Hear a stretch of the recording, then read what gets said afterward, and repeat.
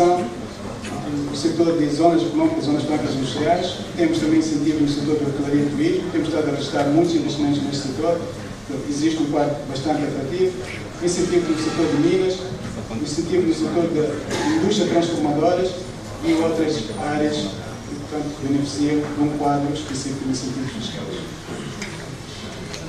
Temos estado a atrair investimentos para o regime de zonas económicas especiais, zonas francas industriais. Queríamos aproveitar essa oportunidade mais uma vez para reiterar esta informação.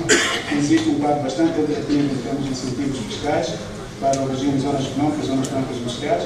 Já foram criadas algumas zonas económicas, zonas francas do país, que estão aqui identificadas, e num caso particular para o setor da indústria, foram identificados setores considerados prioritários para investimentos no setor da indústria. As zonas económicas especiais oferecem um quadro bastante atrativo, complementado com um conjunto de outras facilidades no que diz respeito, por exemplo, à contratação da mão de obra estrangeira, incluindo operações cambiais.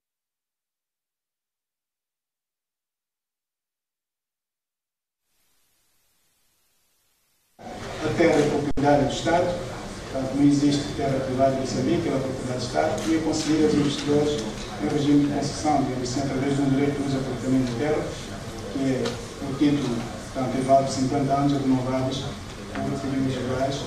Diríamos de forma resumida, o título de uso e aproveitamento da terra é concedido pela vida do projeto, desde que o investidor reúne e cumpra aquilo que são os pré-requisitos quando está habilitado a usar a terra por toda a vida do projeto. Os principais pressupostos tem de haver um projeto de investimento, tratamos de um investidor estrangeiro, tem que ter uma empresa devidamente constituída e registrada em Moçambique. Este é um requisito extremamente importante para poder ter acesso ao título de uso e aproveitamento da terra. Em sede de ambiente de negócios, foram referidos anteriormente alguns avanços que tivemos, apenas um resumo daquilo que são as principais reformas introduzidas, como já feita alusão: reformas na legislação cambial, reformas no sistema de visa, com a introdução do e-visa, reformas também no processo de licenciamento das atividades, com a introdução de vários mecanismos que facilitam o processo de constituição e registro de empresa, bem como a obtenção de licenças para o início de uma determinada atividade. Em termos de valor mínimo de investimentos, temos aqui a assinalar, de acordo com a legislação vigente, prevê-se que for investidor ter o estatuto de investidor estrangeiro, tem que investir pelo menos os 40 a 100 mil reais e passa a beneficiar de todo um quadro de facilidades previstos na lei de investimentos. Com estas palavras, agradeço a todos pela atenção dispensada e muito obrigado. Muito obrigado, Dr. Gil Pires. Convido agora o Dr. Luís Magassino.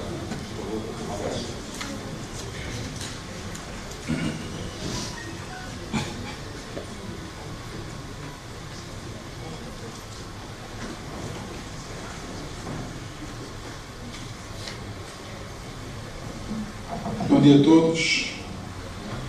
Com a permissão de Sua Excelência o Ministro do Comércio, vou fazer aqui uma pequena resenha da história económica do nosso país e os desafios do futuro. Mas também falarei que este é um fórum de investimento para atrair investimento. Eu falarei um pouco das razões por que investir em Moçambique, e enquanto um ator no setor privado, devo falar sobretudo da perspectiva económica vista do ponto de vista do setor privado.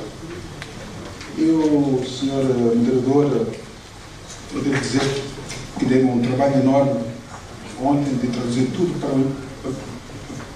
para o inglês, e cheguei aqui e todos estão a falar em português. Portanto, tenho uma apresentação toda feita em inglês, mas falarei em português, porque não vou contrariar os meus chefes, sobretudo os chefes, até o ministro fala em português.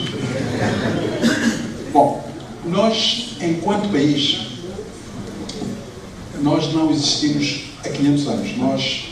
A ocupação efetiva de Moçambique tem mais ou menos 112 anos. Portanto, só foi depois dos acordos de Berlim que Portugal apressou-se a constituir as fronteiras e a estabelecer um território chamado Moçambique. Este país foi aquele que esteve na periferia mais longa, mais distante de Portugal, e por isso mesmo os investimentos e toda a intervenção de Portugal foi a mais fraca, aquela que beneficiou de menos investimento e também de menos cuidado, mesmo em matéria de liberdades. Moçambique foi sempre o país onde as liberdades eram mais prejudicadas do que, por exemplo, em Angola, do que, por exemplo, na Guiné, do que, por exemplo, em Cabo Verde, onde, por exemplo, não havia cipaios.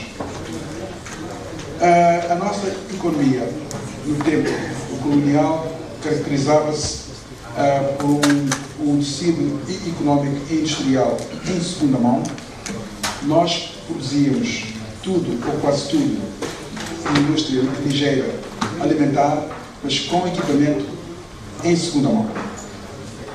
Quando se deu, nós já em 1973 éramos uma economia deficitária em matéria de comércio externo. Quando se deu a independência em 75, e porque nós tivemos apoio do Bloco do Leste, muitos portugueses não se sentiram confortáveis e voluntariamente abandonaram o país. Então era preciso administrar uma economia sem quadros.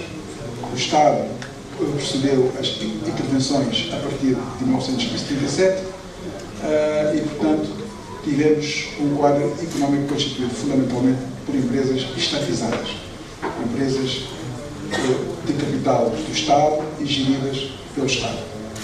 Evidentemente que o Estado não tem vocação para dirigir empresas em parte nenhuma do mundo. E o que aconteceu, portanto, é que as empresas passaram a ter imensas dificuldades, até porque Moçambique, quando se tornou independente em 75, só tinha 3%, repito, 3% da população alfabetizada. E hoje uma das grandes conquistas é termos uma população urbana de 80% alfabetizada. Portanto, esta é uma grande conquista da nossa independência. Sem quadros e sem empresários com experiência e com história, nós tivemos a nossa economia a caminhar para dificuldades e para falência ao longo dos anos, sem investimentos, sem tecnologia, sem capacidade para exportação. A nossa economia passou por momentos muito difíceis.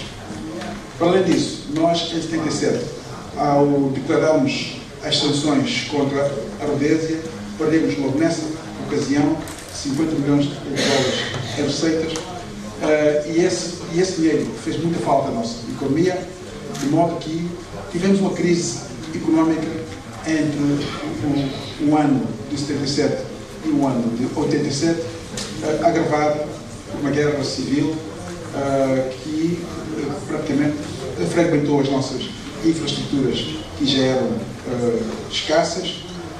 Ou seja, quando nós declaramos em 87 o programa de reestruturação económica, o PRE, o país encontrava-se numa situação muito difícil. Era o segundo país mais pobre do mundo, com imensas dificuldades do ponto de vista social, imensas dificuldades do ponto de vista económico, faltava quase tudo, o país estava praticamente dividido.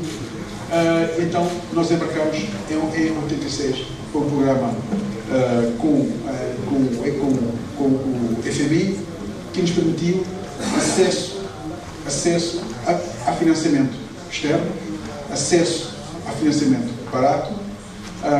Implementámos o PRE em 87 e em 92 nós finalmente alcançamos a paz. Entretanto, em 91, o Governo implementou o programa de privatização das empresas. Estas empresas que passavam por grandes dificuldades. Este programa, entre 91 e o ano 2000, levou à privatização de cerca de 700 empresas de quase todos os setores da nossa economia. Portanto, o Estado desfez deste grande fardo que era fazer a gestão de empresas as quais não tinha vocação e, portanto, entregou-as ao setor privado. Muitos dos empresários que as compraram, eles próprios não tinham nem experiência empresarial, nem capital para recapitalizar as empresas. Então, eles contavam com a produção dessas mesmas empresas para realizarem os investimentos necessários. Em muitos casos, não deu certo, era esperado. Tivemos empresas vendidas, reestatizadas e que foram outra vez vendidas, os casos da Morfeu, Siesta e outras. Portanto, o nosso quadro de recuperação económica passou por momentos de transformação e de aprendizagem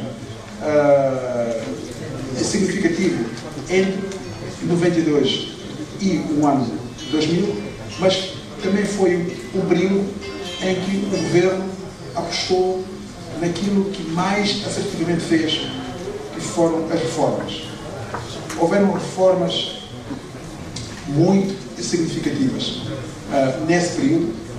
Logo à partida, a lei de investimento, que passou da lei de investimento direto estrangeiro para a lei de investimento só em 93, a lei das privatizações, como disse, em 91, tivemos reformas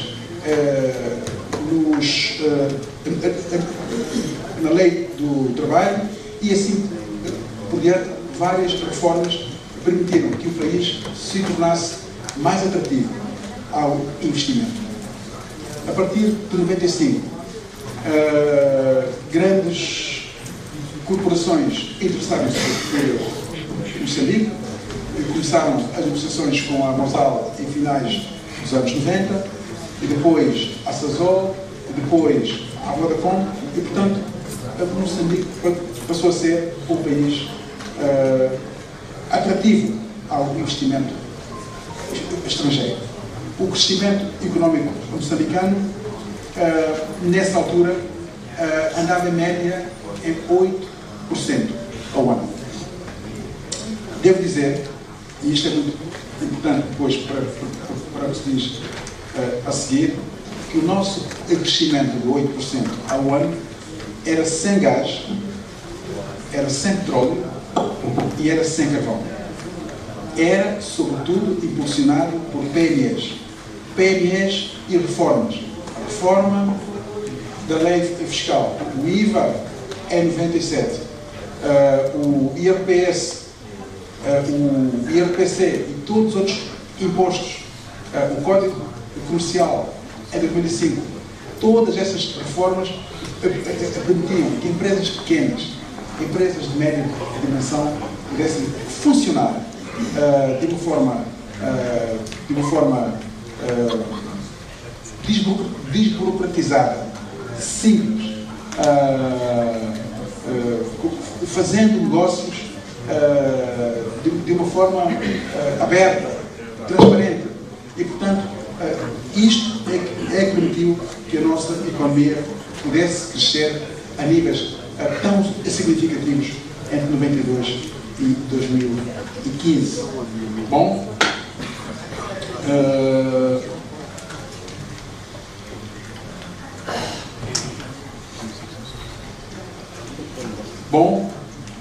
Nessa altura, também devo frisar que nós conseguimos combater a pobreza absoluta, que caiu de 90% em 90 para 54% em 2005. Eu considero este um período de glória.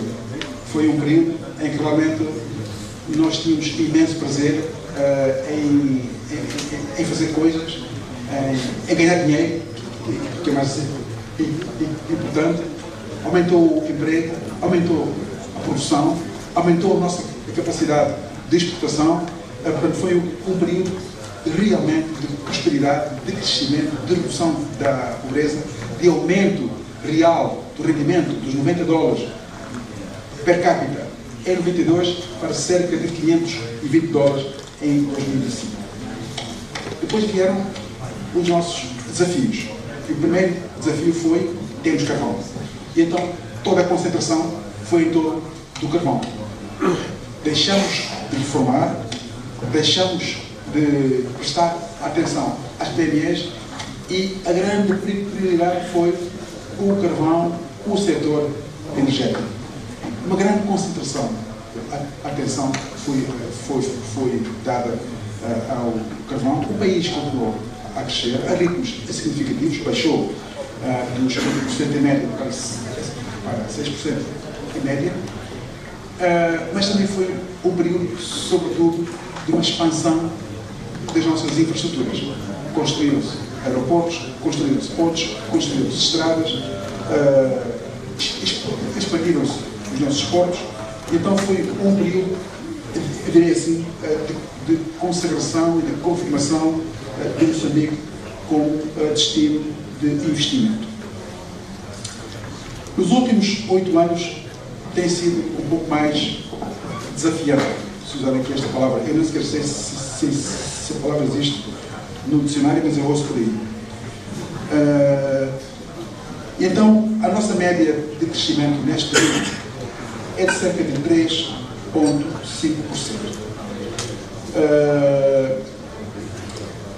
A única fase em que nós tivemos a recessão foi no pico da Covid,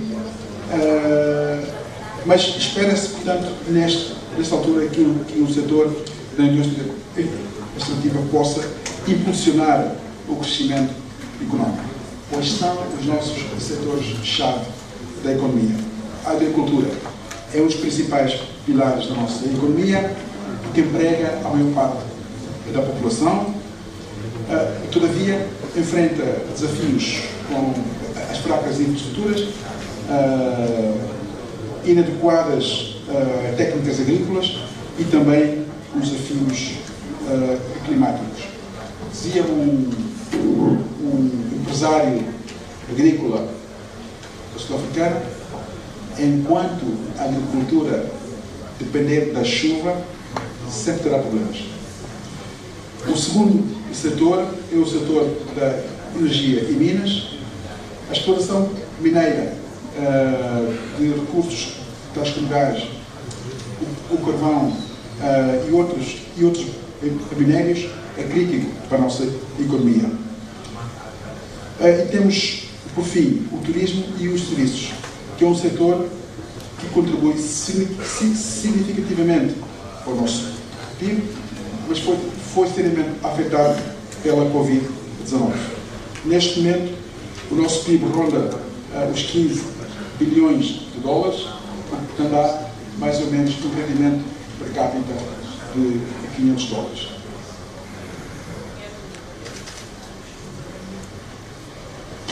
Eu vou saltar aqui alguns slides, porque muito já se falou. Falou o diretor da ABEX, falou o vice-ministro das Finanças, e também já tinham falado os que os antecederam. Então eu acho que vou para o último slide, para vos ocupar tempo e termos tempo para o debate. Queria aqui falar um pouco do que eu penso que poderão ser as iniciativas de política para o estímulo e o crescimento do setor produtivo. Eu digo isso porque presumo que os empresários árabes são do setor privado e tendem a perceber como é que funciona o setor privado em Moçambique. Primeiro, presumo que é preciso reforçar o diálogo público-privado em sede do DPP, mas com um foco nas iniciativas e nas ideias que vêm das províncias e que vêm dos distritos, portanto, que vêm a nível local. É preciso também capacitar as nossas PMEs, sobretudo no que tange a certificações de qualidade, porque é isso que as grandes empresas, os grandes megaprojetos, empresas que virão do mundo árabe vão requerer. Que sejam empresas com certificação que garantam a qualidade, consistência dos produtos e consistência dos serviços. Depois, temos de tirar da gaveta, Sr. Ministro, a lei do conteúdo local. Precisamos de ter um instrumento que regule a forma como os negócios podem passar para as empresas nacionais sem ser necessário pedir favores e ser sempre alguma coisa que é dada como, enfim, como um favor. Depois, em relação ao PAI, que termina agora em agosto, torná-lo um programa de longo prazo, Sr. Ministro. Ver se ele não é um programa de curto prazo, mas que ele possa agora transformar-se num programa de longo prazo e que ajude que as empresas tenham o mesmo, gozem desses benefícios que agora são proporcionados pelo PAI. Realizar uma campanha massiva de divulgação dos protocolos comerciais. O protocolo comercial da SADC é, sim senhora, utilizado, mas é preciso levá-lo a conhecimento de todo o tecido empresarial. As pessoas não percebem os benefícios do protocolo comercial, não percebem temas como as regras de origem, que são fundamentais para que as empresas beneficiem deste grande mercado. Aqui falou-se bastante do Goa, do qual nós tiramos muito pouco benefício, e agora estamos na zona económica livre de África. Moçambique ia proceder às últimas aprovações legais este mês, para que nós possamos entrar de pleno direito dentro deste acordo comercial. Precisamos de um banco de desenvolvimento. Precisamos de um banco de desenvolvimento que possa proporcionar crédito favorável, com baixo risco e mais barato ao setor privado. Também precisamos de grandes programas de estímulo. Já tivemos o ROX, já tivemos os programas do HBCIDA, tivemos o Linkage, temos agora o MCA. Precisamos de programas destes, que eles possam ser uma âncora, possam atrair e possam fazer grandes vendas, fazer grandes. O Linkage é um exemplo. Nós, em 1998, quando a Musal arrancou, efetivamente, em 2000, o Linkage proporcionou imediatamente, na zona à volta da Musal, 11 milhões de dólares mais de comércio, de negócio para as empresas à sua volta. Capacitou as empresas, preparou-as para vender a si próprias. E hoje temos até um parque industrial que serve a este empreendimento. E isto não é um recado, mas é uma porque eu fiz parte deste programa, restaurar programas como a Agenda 2025. Um programa que não depende de um governo, que não depende de um mandato, que não depende de um partido. Um programa que seja uma agenda nacional. Nós fizemos a Agenda 2025. Eu fiz parte desse trabalho em 2003, 2004, quando produzimos a agenda e levamos a agenda para a Assembleia da República. E a Assembleia da República adotou a agenda. Mas depois, uns liam, outros não liam, uns seguiam, mas nunca foi um documento mestre. E neste momento, eu vi a semana passada, alguém enviou, eu não sei se é oficial, o Sr. Ministro, mas já uma agenda 2050. Eu não sei se sabe disso. Mas eu vi semana passada, há uma agenda 2050, espero que ela seja também adotada pela Assembleia da República e seja o documento mestre para o desenvolvimento de Moçambique. Senhor Moderador, posso passar? Ainda tem tempo?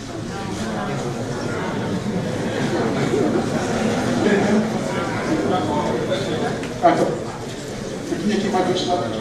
Obrigado.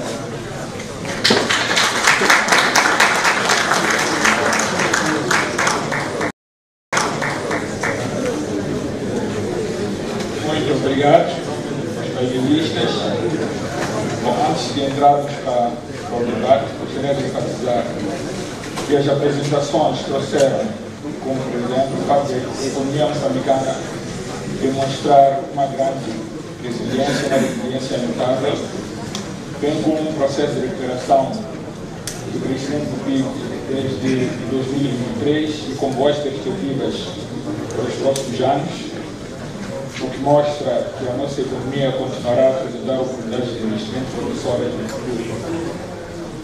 Notamos ainda um quadro legal bastante favorável para atrair o investimento, com esforços visíveis na melhoria do ambiente de negócios no nosso país e que este país seja o destino preferencial para o investimento.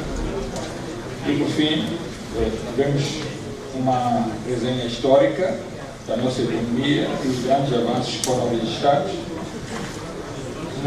e trazendo elementos que constituem oportunidades e principais desafios da economia moçambicana.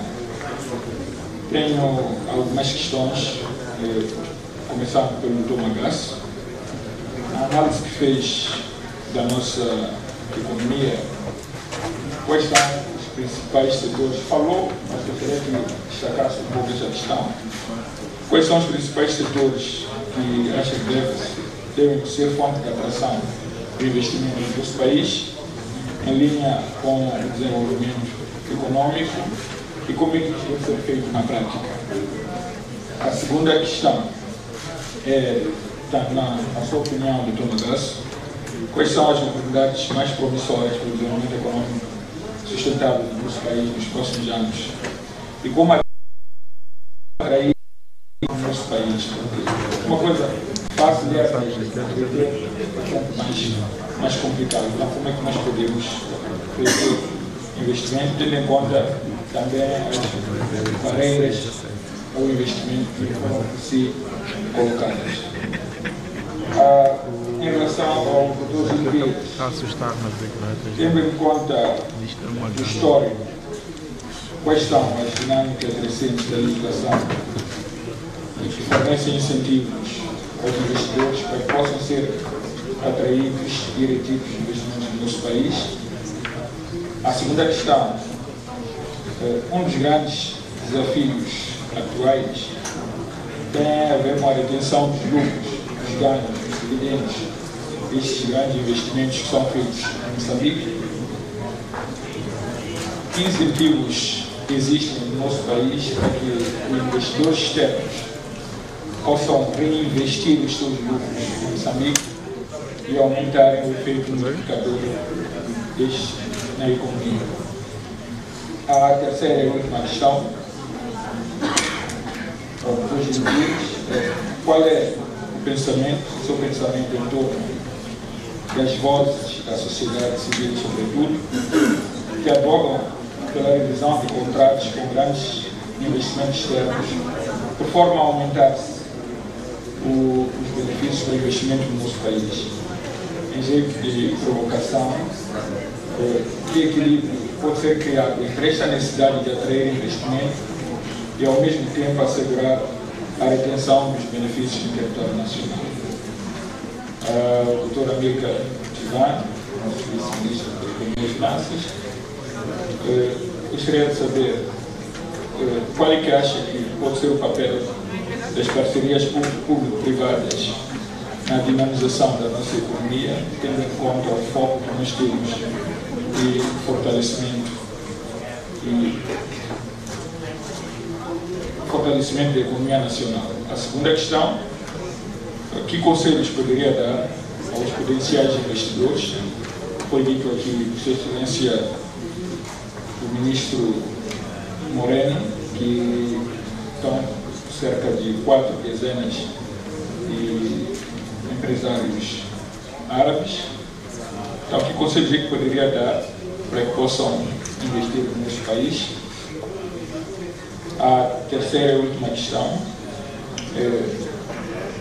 quais são as três principais mudanças que acredita serem necessárias para melhorar o ambiente de negócios no nosso país?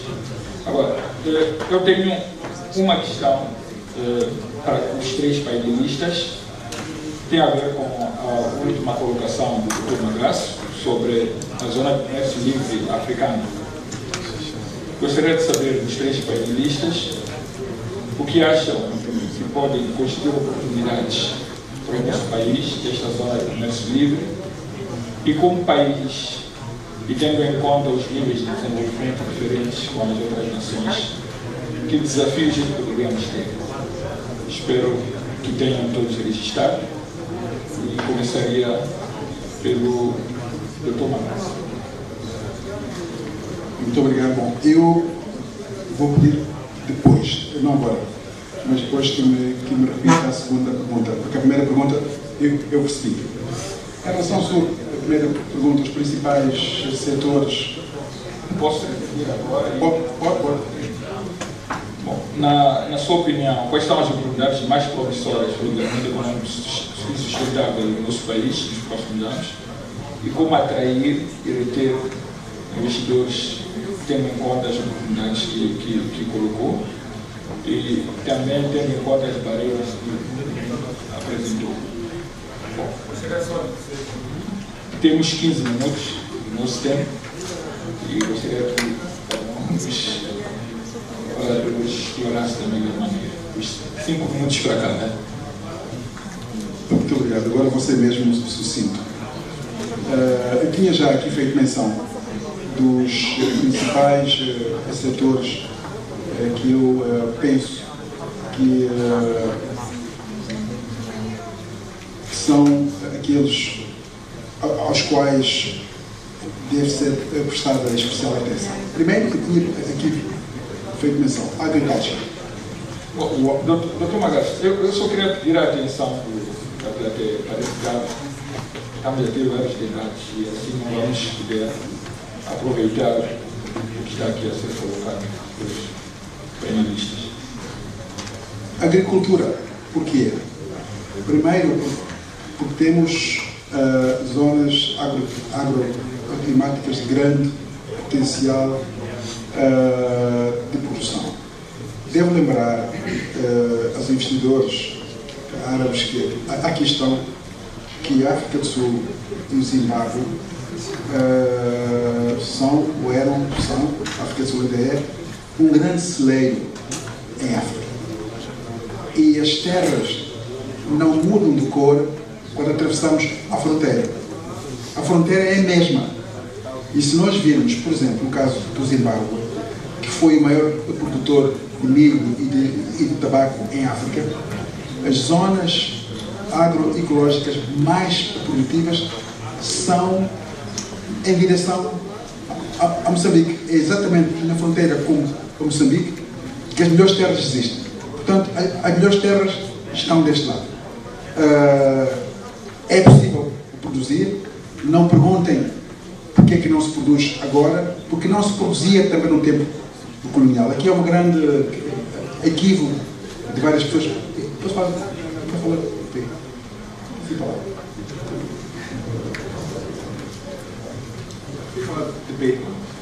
Há um grande equívoco. Muitas pessoas dizem, mas naquele tempo a gente tinha produção agrícola. Não é verdade. Nós tínhamos produção agrícola de rendimento não alimentar. Nós produzimos sisal, copra, nós produzimos o sisal, o algodão, mas comida mesmo a gente importava. Então, nós nunca tivemos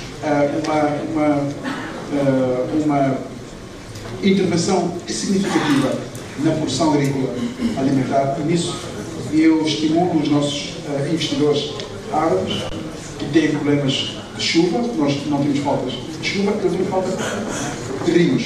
temos rios, alguns deles correm água the entire year. So you can come and use any time of the year. Segundo, energy and mining. Needless to say, you know everything about mining and energy in Mozambique. We are an energy hub in Southern Africa. We can produce a lot more than what we produce now.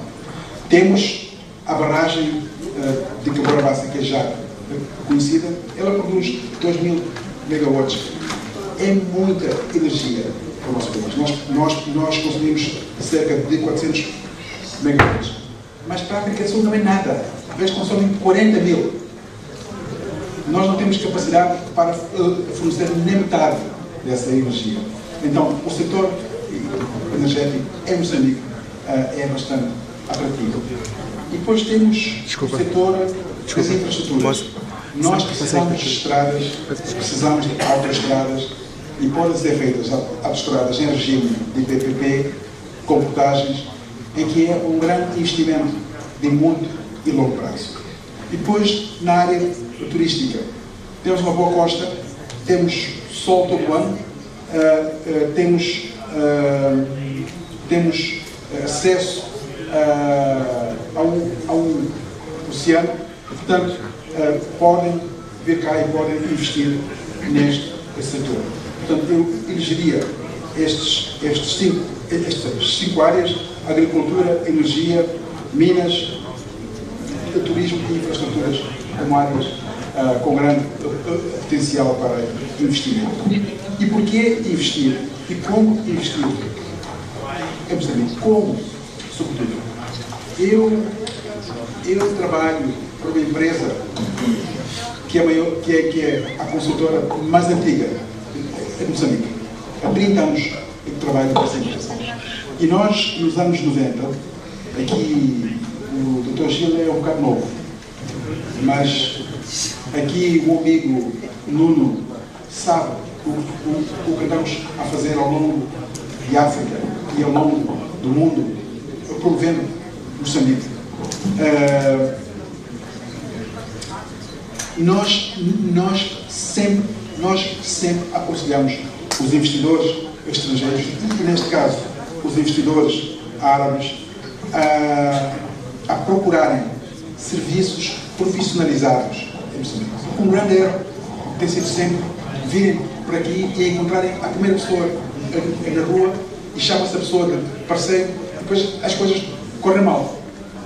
Não seguem todos os caminhos apresentados pelo APEX de encontrar as plataformas mais seguras para ter investimento seguro em Moçambique. Preferem fazer as coisas da maneira mais curta, mais fácil, mais barata, e depois dá errado. E no fim do dia, vou dizer, investir em Moçambique é um risco, e não é um risco. Então eu aconselho que sigam e que possam encontrar. The Big Four are here, PwC is here, Deloitte is here, KPMG is here, Price is here. So don't go for unnamed companies. Depois também recomendo essas empresas estrangeiras que possam. Não disse nada, uma asneira. Bom, depois recomendo que as empresas possam associar-se, participem na vida associativa. As associações são um local em que nós não só temos uma voz comum para os nossos assuntos mais importantes, mas também encontramos com outros empresários, encontramos com as pessoas que são sérias e que trabalham neste país de forma normal e que podem ser os nossos parceiros. E, portanto, as recomendações minhas são estas. Venham e vistam nestes setores. Temos um setor financeiro que funciona bem. Portanto, temos uma lei cambial que permite que as vossas operações se façam de forma simples, segura, rápida e tratem as coisas via APEX, porque aí os vossos investimentos tenho a certeza de que estão seguros. Muito obrigado. Muito obrigado, Dr. Magacho. Depois ouvintes, por favor. Muito obrigado. Vou ser breve nas minhas respostas às questões que foram colocadas. Com relação à primeira, vale a pena referir, tal como enfatizei na minha apresentação, que temos um quadro legal de investimentos atrativo, previsível e concede facilidades de investimentos tanto investidores estrangeiros como nacionais. Em sede de incentivos existem um código de benefícios fiscais. Portanto, os incentivos são concedidos em função do que está previsto no código de benefícios fiscais. E o código de benefícios fiscais, como fiz alusão, contempla, portanto, incentivos genéricos e incentivos específicos. Específicos variam consoante os setores, que também fiz menção durante a minha apresentação. O que é preciso reter é que os incentivos são uma forma de estímulo à economia. Quando o governo, portanto, concede incentivos fiscais aos investidores, isso é uma contrapartida para que possa estimular a atividade económica, embora se tenha presente que existe, do outro lado, uma despesa que o Estado deixa de captar, podemos assim dizer, os impostos que devia captar em função do desenvolvimento dessa atividade económica. Portanto, o quadro de incentivos fiscais é bastante atrativo. Temos um código que está em vigor. Hoje, no passado, temos tido vários instrumentos que concediam incentivos fiscais de forma dispersa. Portanto, temos agora um código que sistematiza esse pacote de incentivos de forma mais completa possível e concedendo facilidades em função dos vários setores de atividade que também fiz alusão. Complementamente, ou seja, para além do código de benefícios fiscais, como foi também referido aqui, o Programa de Aceleração Económica trouxe também um quadro de incentivos complementar. Eu fiz alusão na minha intervenção, por exemplo, a redução da taxa de IRPC em 10% para os setores da agricultura, aquacultura e transportes urbanos. Portanto, isto é um complemento que está previsto no Código de Benefícios Fiscais. Quem investe neste setor, temos estado a referir ao setor da agricultura como setor-chave. O setor da agricultura é um dos setores que tem, de facto, um quadro de incentivos bastante atrativo, que resulta dos instrumentos que eu mencionei, tanto o Código de Benefícios Fiscais como o pacote de medidas de aceleração económica, que também trouxe aqui uma componente de redução da taxa de IRPC. É um quadro de incentivo atrativo, quando comparado, por exemplo, aos incentivos que os outros países da região estão a conceder. É este mecanismo que o Estado identificou para estimular a atividade económica. Portanto, existem países onde o Estado, para além de conceder incentivos, também incentivos fiscais, também concede incentivos financeiros. Portanto, neste momento, não concedemos incentivos financeiros, a nossa aposta são os incentivos fiscais, mas eles são concedidos observando o que está previsto no Código de Benefícios Fiscais e em função dos setores da atividade económica que lá estão indicados. Em relação à segunda pergunta, a retenção de investimentos é um processo que não passa apenas pela concessão de incentivos fiscais. Obviamente que no nosso caso temos esta previsão, caso o investidor que esteja a implementar um projeto decida expandir a sua atividade, decida reinvestir, tem a prerrogativa de poder beneficiar, desde que o investimento a realizar seja de valor igual ou superior a 50% do investimento inicial, portanto tem a possibilidade de usar novos incentivos fiscais. É um grande estímulo, é uma grande facilidade e as empresas têm estado a tirar vantagem disso.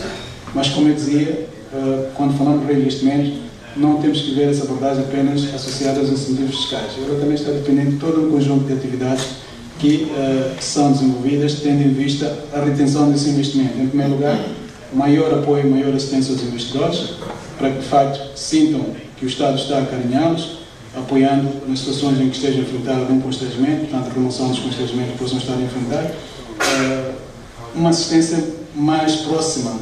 E essa é a responsabilidade da PIEX, portanto, temos estado a aprimorar os mecanismos de assistência aos investidores, fazendo aquilo que chamamos de monitoria ou aftercare, tendo em vista criar condições para que os investidores possam reinvestir. Existem incentivos para o reinvestimento, mas também, no nosso entendimento, esta abordagem tem de ser vista na vertente de facilitação de investimento. Quanto mais próximos estivermos dos investidores, quanto mais assistência prestamos aos investidores, mais se sentem acarinhar e, por conseguinte, estarão em melhores condições de tomar a decisão de reinvestir em função das atividades que estão a desenvolver.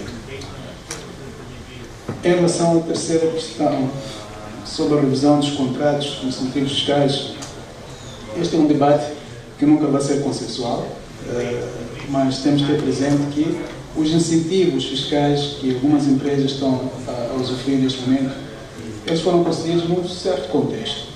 Eu não vou mencionar o nome das empresas, mas o importante é realçar esse aspecto. Eles foram concedidos num contexto. Um contexto difere do contexto atual da nossa economia. Com certeza, como eu disse, as empresas que apresentam projetos no contexto atual beneficiam de incentivos em função do que está previsto no atual Código de Benefícios Fiscais e um quadro de incentivos fiscais que deve estar em consonância com as áreas que estão previstas como sendo elegíveis para o gozo de incentivos fiscais. Rever os contratos é sempre algo que muitas vezes suscita discussões parte dos investidores e alguma instabilidade, porque entramos aqui num campo de direitos adquiridos, os incentivos foram concedidos numa base legal, não foram concedidos de forma arbitrária. Esse é um outro aspecto a realçar, porque muitas vezes esse debate gira em torno, cria a percepção de que os incentivos foram concedidos de forma discricionária. Não foi nada disso, portanto, eles foram concedidos tendo uma base legal, havia uma legislação de investimentos que nessa altura concedia esses incentivos fiscais, tal como atualmente existe uma legislação de investimentos que concede incentivos fiscais, como eu referi, com os benefícios fiscais. Temos de ser mais cautelosos quando abordamos este tema da revisão, porque de facto pode criar aqui a percepção de alguma insegurança de parte dos investidores que estão a beneficiar, tanto nacionais como estrangeiros, ao invés de trazermos essa mensagem que de facto temos um quadro legal previsível, um quadro legal que estimula os investimentos, tanto nacionais como estrangeiros. Os investidores, quando tomam a decisão de investir, querem ter a certeza que estão a investir num país em que as leis são justas, são cumpridas, os direitos adquiridos são observados, entre outros fatores que têm o seu peso na tomada de decisão. Estas seriam as respostas que eu vou apresentar para as três questões que foram inicialmente apresentadas. Obrigado. Muito obrigado, Dr. Chilo Pires, somente por esta última questão, esta última ênfase à estabilidade que se vive no nosso país e à justeza das suas leis. Agora, tenho a hora de convidar o Dr. Amílcar, Vice-Ministro da Economia e Finanças. Muito obrigado, o nosso moderador. Foram colocadas várias questões e eu vou procurar ser breve. A primeira relativa ao papel das PPPs. Conforme eu referi, os desafios que Moçambique enfrenta do ponto de vista da expansão da capacidade produtiva através da realização de investimentos estruturantes, continuar a investir na acumulação de capital humano e aperfeiçoar o quadro regulatório, que significam a capacidade de fazer injeção de muito dinheiro. Portanto, o volume de recursos é extremamente avultado. E nós temos que criar espaço fiscal para o efeito. No entanto, a curto e médio prazo, eu acredito que as PPPs vão jogar um papel muito importante. Fica claro que o Estado por si só, até pelas limitações do ponto de vista de espaço fiscal no seu balanço decorrente da necessidade de melhoria dos padrões de sustentabilidade da dívida, não tem flexibilidade muito grande para fazer investimentos, vamos lá supor, fazer injeções de 50 a 100 bilhões de dólares, pelo menos a médio prazo. Então vai ter que, portanto, aprimorar a legislação das PPPs para atrair, de facto, investidores que estejam interessados em fazer o deployment do capital, fundamentalmente em infraestruturas, vejo que os corredores logísticos, a parte, portanto, de infraestruturas rodoviárias, portuárias, e não só, como matriz de risco cuidadosamente estudada, com critérios de partilha muito bem identificados e, portanto, a repartição de retornos sólidos. Acredito que há muito espaço. Naturalmente, temos que ter um quadro regulatório, portanto, uma lei de PPPs que reflete, portanto, as melhores práticas. Temos uma lei que que está a precisar de alguns aperfeiçoamentos e já estamos a trabalhar nisto. O segundo ponto, relativo aos conselhos aos potenciais investidores, é uma pergunta bastante atrativa. Eu colocaria três. Primeiro, venha Moçambique com perspectiva, portanto, de ficar e explorar as oportunidades. O que é que eu quero dizer com isso? Naturalmente, muitos dos países em vias de desenvolvimento, em particular em Moçambique, portanto, quando a gente olha para aquilo que é indicadores de risco soberano, portanto, apresentados pelas agências de notação financeira e não só, a primeira impressão com que se fica é too risky to invest. Mas o mais importante é pôr os pés na terra, portanto, ver as oportunidades e ver, portanto, aonde é que o país, quais são as perspectivas de desenvolvimento nos próximos 10, 20, 30, 40, 50 anos. Quais são os setores que vão dinamizar a economia e como é que eu posso contribuir. Portanto, é preciso ter a perspectiva de longo prazo. O segundo conselho que eu daria, vamos tentar sair do mindset, eu diria, da economia extrativa mindset. A ideia de vir, portanto, investir e para exportar matérias-primas. Eu penso que temos é que sair deste mindset. Temos é que procurar fazer investimentos, agregar valor, portanto, acrescentar valor exportado, usando o potencial de recursos existentes e explorar produtos sofisticados com, portanto, naturalmente que possam ser vendidos a preços competitivos. O terceiro aspecto, não tenhamos receio de agregar valor, portanto, aos recursos complementares, refiro a mão de obra. Naturalmente, Moçambique tem uma vantagem a partir de comparativa em relação a muitos outros. Nós somos cerca de 30 milhões de habitantes, em que mais de metade desta população tem idade inferior a 25 anos. É um país jovem, é um país com uma diversidade de talentos, naturalmente dependendo do tipo de setor que vamos investir, se é, portanto, na agricultura, dependendo do tipo de agricultura, o nível de sofisticação, se é na indústria, se é, portanto, no setor de transporte, se é no turismo, haverá necessidade de agregar algum valor, até para permitir que portanto, o nível de aperfeiçoamento da mão de obra esteja em consonância com o estágio da arte mundial. Não tenhamos receio em fazer investimentos em recursos complementares para tornar o negócio muito mais competitivo. E mais concretamente na questão da mão de obra. Em resumo, set the boots on the ground, have a long-term perspective, and get away from the extractive mindset perspective. Seriam esses 3 conselhos. 3. Portanto, as 3 principais mudanças para melhorar o ambiente de negócios. Bom, eu penso que o investidor é atraído mais do que por incentivos fiscais, que acredito que, bom, os incentivos fiscais não estarão aqui para sempre. Eles foram criados para poder, portanto, responder a dinâmicas da economia moçambicana num quadro específico. É necessário manter incentivos para atrair investidores. Mas, quer dizer, a lógica não pode ser incentivos.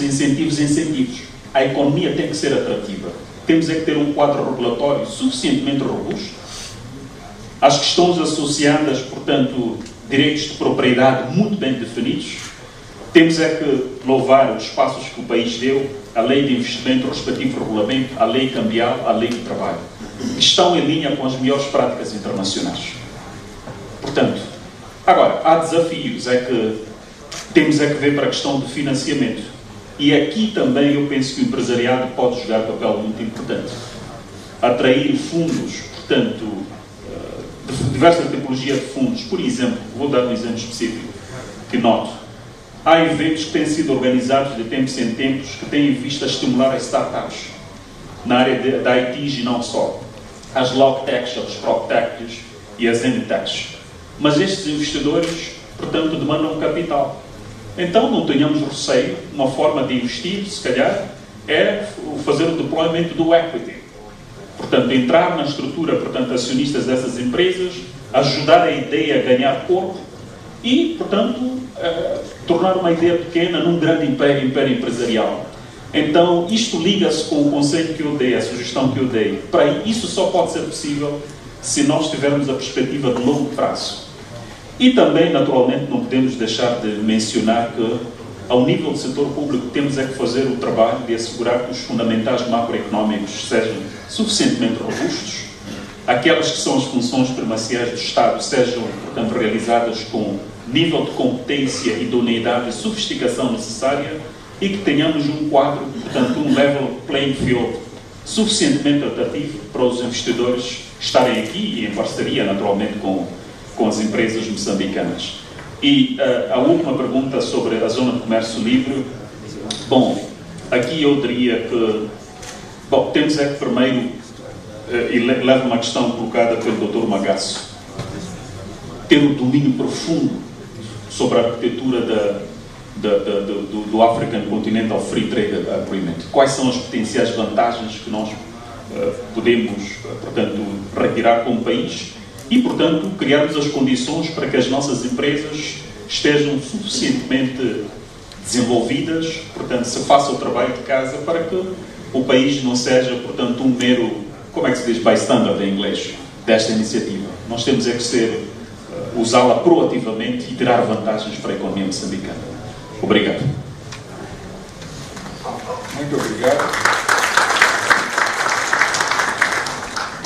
O nosso tempo praticamente já se foi. O nosso tempo já se foi, mas tenho uma questão, há um pedido do Sr. Nasser Bin Kadasha, que é chairman do grupo NSK da Arábia Saudita. Por favor.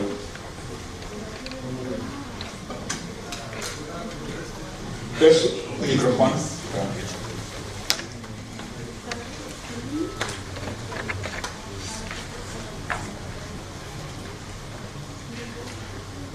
Thank you. Bom dia. We are interested in the recycling business, specifically the PET recycling. And my question is, do you have a government entity in charge of the recycling or waste management here in Mozambique? Second, is there any incentives related to this business? And what are the regulations related to this business? Thank you.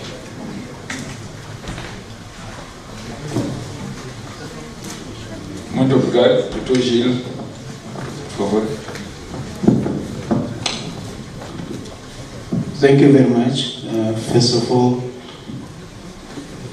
your investment proposal is most welcome. We, as the Investment and Export Promotion Agents, will be able to share with you some more information in that regard. Indeed, there is a legislation and regulation for waste management. Actually, we have a Minister of Land and Environment. So there is land and environment regulations that will be applicable for such type of activities. So we are in position to share with you. In terms of incentives, yes, I've already mentioned the package of incentives according to our Code of Fiscal Benefits. We can also share with you further details on that regard. But I'd like to say that you're most welcome. We will be able to assist you to make this investment proposal possible in Mozambique, because it's most welcome. Thank you very much. Bom, muito obrigado a todos, aos organizadores, ao governo, pela oportunidade que nos concederam de poder fazer parte deste painel. Em nome de todos os painelistas, agradecemos também pela paciência por termos levado mais de 14 minutos do tempo previsto. Muito obrigado a todos.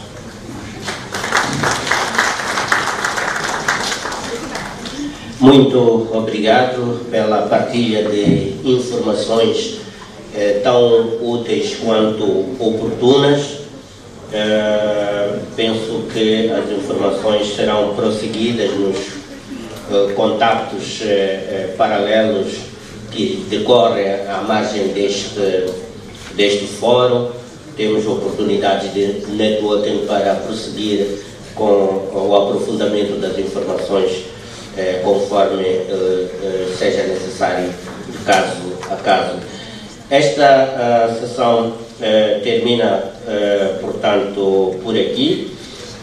Neste momento vamos tomar um café, vamos ter oportunidade para refrescar um bocado. Voltaremos daqui a 30 minutos, sensivelmente, para darmos continuidade com o painel 2, que vai se debruçar sobre oportunidades de investimento no setor do agronegócio. Teremos mais informações quando regressarmos a esta sala daqui a 30 minutos. Bom café, bom descanso, até já.